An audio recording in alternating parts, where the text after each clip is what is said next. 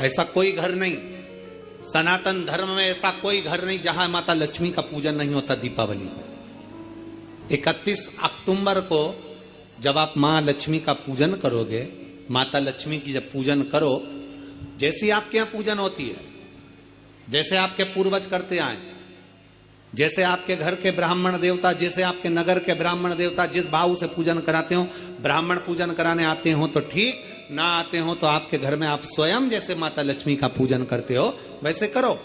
पर 2 दिन जो आपने धनतेरस पर जो सिक्का रखा है थाली में, वैसा की वैसा ही सिक्का आपने रूप 14 के दिन थाली में रखा है, वही की वही थाली दीपावली के दिन भी पूजन में, जैसी आप पूजन जमाते हो वैसे की वैसे ही जमाओ, जैसे करते हो वैसे की वैसे ही करो। पर साथ में वो पूजन की थाली एक पाटे पर लाल वस्त्र बिछाकर, चौक पूर कर, बड़े प्रेम से अन्न का दाना रखकर वो थाली वापिस रखिए। और दीपावली के दिन भी वैसी की वैसे ही पूजन करना है। आप अपनी पूजन जैसे करते हो वैसा करो, पर साथ में वही कंकु, चावल, रोली, मोली, हल्दी सब चढ़ाकर भगवान को बड़े प्रेम से जो सिक्के रखे हैं, उन सिक्कों की पूजन वैसी की वैसी करना है जो 2 दिन से आप करते आ। बस इतना याद रखें कि दीपावली के दिन जो आप लक्ष्मी का पूजन करें, उसमें लक्ष्मी जी के सीधे हाथ की ओर घी का अखंड दीप, लंबी बत्ती का, और लक्ष्मी जी के उल्टे हाथ की तरफ तेल का लंबी बाती का अखंड दीप जलाना। अखंड दीप माता लक्ष्मी का जला। लक्ष्मी जी के उल्टे हाथ पर काय का दिया आएगा? जम के बोलो, तेल का, लंबी बाती का, और सीधे हाथ पर काय का आएगा? घी का दिया। दोनों दीप अखंड जलाना है, जो रात्रि को जले सुबह तक वो जलते रहें, ऐसा दीप पर ध्यान देना है। और माता लक्ष्मी की पूजन कर कर जो सिक्के आपने रखे हैं उस पर 5 या 7 कमलगट्टे, हल्दी की गठान, अमरबेल के टुकड़े। पर इस पूजन में आपको हरी मूंग, खड़ी जो मूंग आती है हरी, उसको भी थोड़ा सा समर्पित करना है, और खड़ा धना और गुड़ की थोड़ी सी डली ये भी समर्पित करना। जो कमल का पुष्प हो, जो पुष्प आपके पास में हो लाल कलर का, वो माता लक्ष्मी को समर्पित करना है। चावल सफेद नहीं, पीले कलर कर भगवान माता लक्ष्मी को समर्पित करना है। हल्दी और कुंकु माता लक्ष्मी को समर्पित करना है, और माँ को भोग लगाकर बड़े प्रेम से माता की आरती कर कर, झोली पसार कर प्रणाम करना है। प्रणाम कर कर जब आप पूजन पूर्ण हो जाए, बड़े प्रेम से आनंद से आप लोग भोजन आदि सब करने के बाद में रात्रि का जो समय रहे, दीपावली की रात्रि का 11 बजे के बाद 11:30 से लेकर 12:30 के बीच में प्रयास करना कि किसी भी एक वृक्ष के नीचे, या तो पीपल या बेलपत्र या आंवला, किसी भी एक वृक्ष के नीचे रात्रि के समय पर जाकर एक दीप अवश्य लगाना घी का, और वापिस लौट कर आकर प्रयास करना कि कोई एक सिक्का, कोई भी 1 रुपया 2 रुपया, कोई भी घर में चारों तरफ घुमाने के बाद वो सिक्का अपनी अलमारी में, तिजोरी में या दुकान में जिसमें आप रख सकते हो उसको रखना। फिर अगले वर्ष आपसे बात करेंगे कि वो तिजोरी खाली तो नहीं हुई, बाबा ने भंडार भर कर रखा कि नहीं, उसने भरा कि ना भरा। प्रयास करें। लक्ष्मी पूजन का बस पूजन जैसे करते हो, आपके जैसे ब्राह्मण ने बता दिया, जैसे माता पिता ने बता दिया, जैसे पूर्वजों ने बता दिया, जैसे घर में करते आए हो वैसी की वैसी लक्ष्मी पूजन करो। ज्यादा ढोंग प्रपंच में नहीं पड़ना, किसी ने कहा ऐसा कर दो ना, किसी ने कहा वैसा कर दो ना। अपने आनंद के साथ आप लक्ष्मी की साधारण पूजन जैसे करते आए हो वैसे की वैसे करो। बस वो सिक्के की पूजन आपको 5 दिन तक करना है। तो दीपावली के दिन कौन सा दिन हो जाएगा? 3रा दिन पूर्ण हो जाएगा। फिर बेलपत्री के वृक्ष के नीचे, आंवले के वृक्ष के नीचे प्रत्येक अमावस्या को दीप लगाने जाती थी, उसका नियम था।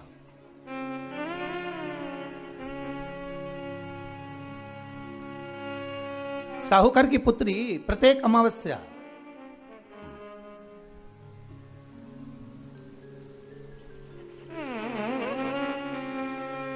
तीन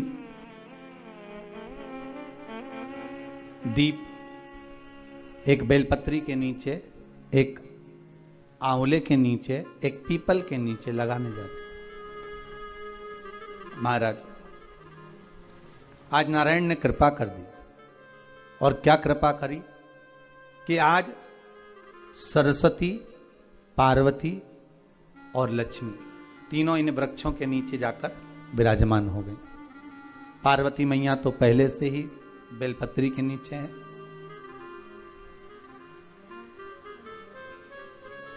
स्वयं सरस्वती मैया, लक्ष्मी मैया आंवले और पीपल के नीचे विराजमान हो गई।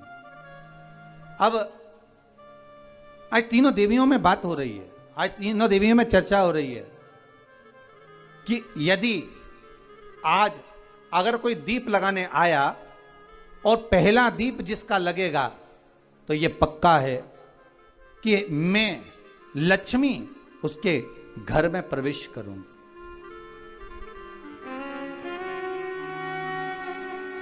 सरस्वती जी बोली, जो पहले बार दीप लगाने के लिए प्रथम में आएगा मैं उससे अपनी सहेली बना लूंगी, उसको अपनी मित्र बना लूंगी। पार्वती जी बोली, जो प्रथम दीप लगाने आएगा, पार्वती जी कहती हैं मैं भगवान शिव से कहकर उनका कल्याण करवा दूंगी। अब ये साहूकार की बेटी, वो साहूकार जो कहने का तो साहूकार था, धन पूर्व में बहुत था, पर अब इसके पास में कुछ भी नहीं बचा था। देखिए, सुख दुख तो जीवन में चलता रहता है। आज सुख है, कल दुख है, फिर दुख है, फिर सुख है। ये जीवन में चलता रहता है। भगवान ने दिया, हो सकता है पूर्व में आपके पास में खूब धन होगा, वैभव होगा, सत्ता होगी, फैक्ट्रियां भी होंगी, दुकान भी होगा, धंधा भी होगा, पानी भी होगा, सब कुछ, सारी सत्ता आपके पास में होगी, पर समय की घड़ी किसने देखी है साहब? कौन देखा घड़ी को, कौन देखा पल को? इसीलिए कहते हैं ना, बार बार कहते हैं, तेरा पल पल बीता जाए, मुख से जप ले नमः शिवाय, ओम नमः शिवाय, ओम नमः शिवाय। बड़ी मुश्किल से मिलता है। घड़ी, पल, समय, नक्षत्र कब बदल जाए किसको मालूम है? आज साहूकार के जीवन में था साहूकार कहने का, पर धन नहीं था, वैभव नहीं था, सब समाप्त हो गया था, कहीं पैसा चले गया, लग गया। महाराज, बेटी ने वही दीप तैयार करे। दीपावली की अमावस्या नहीं थी, पर दूसरी जो अमावस्या थी, उस अमावस्या पे उसने दीप लगाया। जैसे दीप लगाया, तीन देवियों ने आवाज लगाई, अरे सखी सुनो तो। साहूकार की बेटी बोली, किसकी आवाज आ रही है? अरे सखी सुनो तो। सखी ने कहा, क्या बात है? आवाज आई, तीन सुंदर स्त्रियां, बड़ी सुंदर युवती बनकर, सुंदर आभूषण वस्त्र पहनकर बैठी हुई थी। एक ही जगह पर तीनों बैठी हुई हैं। इसी को त्रिवेणी कहते हैं महाराज। जो त्रिवेणी का दिवाली पार्टी के लिए कांच के बर्तन, डैशिंग कर्टन्स, दियाज एंड मिर्ची लाइट्स। जो वृक्ष होता है उसमें तीन, त्रिवेणी का जो वृक्ष होता है उसमें दिए लगाने का बड़ा महत्व होता है, तो इसी को त्रिवेणी कहते हैं। तीनों बैठी हुई थी। अब तीनों बैठी, आवाज लगाया, हम आपको सहेली बनाना चाहते हैं, सखी बनाना चाहते हैं, आप हमारी सहेली बनेंगी? अब इस साहूकार की बेटी को लगा, ये तो बहुत पैसे वाली दिख रही हैं, धनपति दिख रही हैं, और मैं तो गरीबड़ी, और ना जाने में अगर इनकी सखी बन गई तो फिर इनको क्या मुझे देना पड़ जाए, कोई भरोसा है? इसलिए शास्त्र कहता है कि मित्र भी बनाओ तो सोच समझ कर बनाओ। मित्र भी बनाओ तो सोच समझ कर बनाना। ज्यादा धनपति मित्र बन गया तो मन में आएगा कि जब ये घर आएगा तो इसको घृत का भोजन तो कराना ही पड़ेगा, घी का भोजन तो कराना ही पड़ेगा। इसलिए मित्र भी बने तो ऐसा बने कि जो आपके सम्मुख में हो, उसको धन और वैभव से मतलब ना हो, उसको सत्ता से मतलब ना हो, आप उसको केवल आपसे मतलब, आपकी मित्रता से मतलब। साहूकार की बेटी ने कहा, मैं आपको कल बताती हूं, मेरे पिताजी से पूछूंगी मैं आपको मित्र बनाऊं कि ना बनाऊं। ठीक है, चलिए घर पहुंची। पिताजी, मुझे तीन सखियां मिली हैं, एक सरस्वती है, एक पार्वती है और एक लक्ष्मी है। अच्छा, पीपल, आंवला और बेलपत्र तीनों वहां विराजमान। अच्छा, क्या कह रही हैं? सखी बनाना चाहती है। पिताजी ने कहा बन जाओ सखी, सखी बनने में दिक्कत क्या है, बनो। अब दूसरी अमावस्या पे जब वो गई और जाकर उसने कहा कि मैं आपकी सखी बन सकती हूं, तीनों प्रसन्न हो गईं। तो उसमें से एक सखी माता लक्ष्मी ने कहा कि चलो आज तुम हमारे घर चलो, हम तुम्हारा सम्मान करना चाहते हैं। सखी को माता लक्ष्मी अपने घर ले गई। साहूकार की बेटी को जब घर लेकर गई, सुंदर सोने की चौकी, सोने की थाली और सोने के गिलास, पकवान एक से बढ़कर एक माता लक्ष्मी ने जब साहूकार की बेटी के सामने परोसे, इधर माता सरस्वती इधर माता पार्वती नजदीक में बैठ गई और साहूकार की बेटी पकवान को पाने लगी।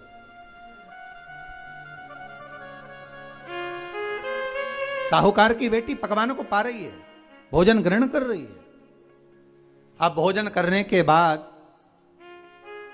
साहूकार की बेटी चली गई। अब जाते से ही माता लक्ष्मी जी ने कहा, सुनो सखी, अगली जो अमावस्या आ रही है, आपको मालूम है वो कौन सी अमावस्या है? नहीं। कहा दीपमालिका, दीपावली की अमावस्या, आपको मालूम है? ओहो, पर एक बात हम आपको कहें, लक्ष्मी जी बोली, एक बात हम आपको कहें। हाँ बोलिए। हम चाहते हैं इस अमावस्या को आप हमारे घर आई हो, अगली अमावस्या को हम आपके घर आना चाहते हैं, क्या आप हमें बुलाएंगी? सखी ने कहा, साहूकार की बेटी बोली, अगर आपका मन है आने का तो आप आओ, मना नहीं है। साहूकार की बेटी हूं मैं। लक्ष्मी जी ने मन में सोचा, ठीक है, तैयारी करो। आज साहूकार की बेटी घर पहुंची तो पिताजी ने पूछा, बेटी आज बहुत देर हो गई तुझे आने में, कहां रह गई थी तू, कहां रह गई तू?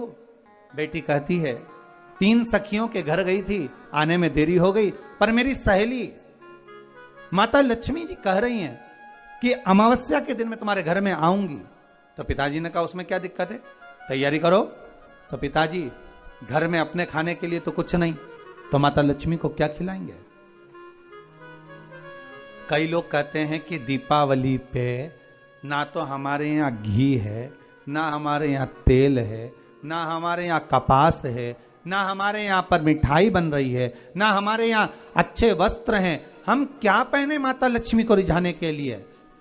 परशु महापुराण की कथा कहती है, अगर आपका भरोसा, आपका विश्वास, आपकी दृढ़ता परमात्मा के चरणों में लगी है तो परमात्मा लक्ष्मी पूजन की व्यवस्था भी वही कर देगा कि लक्ष्मी जी का सम्मान कैसे करना। सर्वस्व हूं मैं, पूर्ण हूं मैं, सब कुछ हूं, तो पूर्ण है का?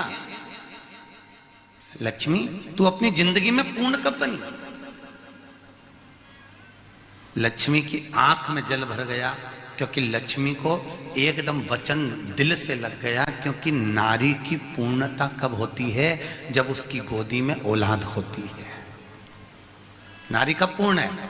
जब उसकी गोदी में संतान है। अगर संतान नहीं है तो नारी पूर्ण कैसे माने जाएगी?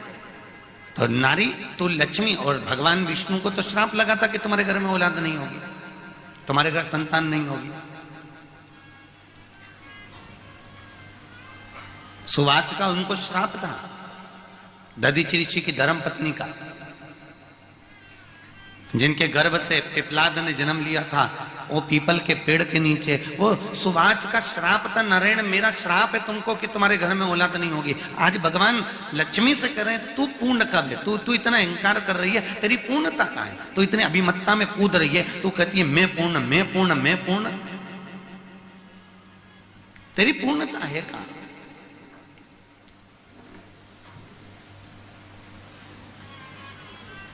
महाराज, लक्ष्मी की आंख में जल भर गया। मायका छोड़कर लक्ष्मी सीधे सरस्वती के पास चली गई, ब्रह्माणी के पास में।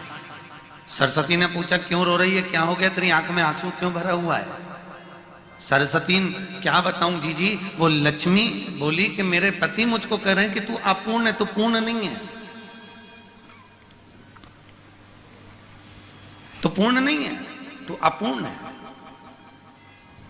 इतने में भगवान माता सरस्वती ने कहा, अरे तू क्यों रोती है, चल मेरे साथ चल, अपन चलते हैं, अपन पार्वती के पास चलते हैं। क्योंकि दुनिया में पूरी भूमंडल पर क्या पूरे देवमंडल के अंतर्गत केवल एक पार्वती ऐसी थी जो माताओं के अखंड सौभाग्य को देती थी, दुनिया को पूर्ण कर देती थी, दुनिया को किसी तरह से खाली नहीं भेजती थी, तो वो एक माता पार्वती थी। तो चल, इसलिए भारत की भूमि पर सबसे ज्यादा व्रत किसके होते हैं?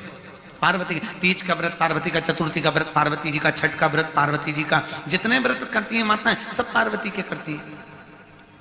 तो चल मेरे साथ, ले गई और सीधे माता उसी समय पर जब लेकर पहुंची, पार्वती पूछ रही है जी लक्ष्मी क्यों रो रही है, इसके रोने का कारण क्या है? लक्ष्मी को उनके पति ने कहा है कि तू पूर्ण नहीं है। इतने में माता पार्वती जी बोली, अरे सरस्वती जरा ध्यान लगा कर देख कि लक्ष्मी को उसके पति ने अपूर्ण क्यों बोला। सरस्वती ने ध्यान लगा कर देखा और ध्यान लगा कर बोली, पार्वती इनकी कोई संतान नहीं है ना, इसलिए इसको अपूर्ण कहा है, इतनी सी बात है, इसलिए अपूर्ण है, इसलिए इसको अपूर्ण कहा है। हाँ, तो इतने में रोने की क्या जरूरत है? इतने में तुरंत पार्वती जी तुरंत बोली, इसमें क्या रोना। पार्वती जी ने अपने छोटे पुत्र गणेश को गोदी में उठाया और उठाकर लक्ष्मी जी की गोदी में दे दिया। आज से ये तेरी औलाद, तेरा पुत्र है, आज से तू पूर्ण हो गई। बोलो जय जय श्री, आज से तू पूर्ण हो गई।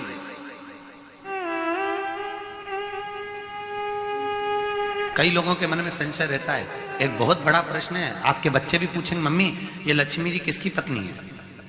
किसकी पत्नी है? भगवान विष्णु की। पर दीपावली के दिन पूजन तो गणेश जी के साथ होती है, दीपावली के दिन पूजन तो सरस्वती के साथ होती है। सरस्वती और गणेश से लक्ष्मी का संबंध क्या है? आपके बच्चे आपसे प्रश्न कर सकते हैं, मम्मी यहाँ भगवान विष्णु तो दिख ही नहीं रहा है पूजन के मंडल में, कहीं भगवान विष्णु का फोटो नहीं दिख रहा मम्मी, यहाँ तो गणेश जी दिखते हैं, सरस्वती दिखती है और लक्ष्मी दिखती है, उनके पति को तो साथ में होना चाहिए। बच्चे प्रश्न करते हैं, या घर की कोई प्रतिमा को तो उनके साथ बिठाना चाहिए, भगवान विष्णु को क्यों नहीं बिठाते? उसका केवल एक कारण है, क्योंकि लक्ष्मी अगर नारायण के साथ में विराजमान है तो वो अपूर्ण है। कौन है वो? अपूर्ण। और हिंदू धर्म में दीपावली के दिन हर व्यक्ति को पूर्ण लक्ष्मी चाहिए, इसलिए गणेश जी के साथ उसकी पूजन करते हैं कि अब लक्ष्मी पूर्ण हो गई, अब लक्ष्मी पूर्ण है। भगवान विष्णु के साथ अगर पूजेंगे दीपावली के दिन, तो नारायण ने लक्ष्मी से कहा था तू अपूर्ण है, इसलिए लक्ष्मी नारायण के साथ बैठकर पूजाती नहीं वहां पर। महाराज सरस्वती मैया ने इनको पूर्ण करवाया था, इसलिए माता सरस्वती साथ में पूजाएगी। और गणेश जी उनकी गोदी में बैठे उनके पुत्र के रूप में, इसलिए लक्ष्मी की पूर्णता गणेश जी से है।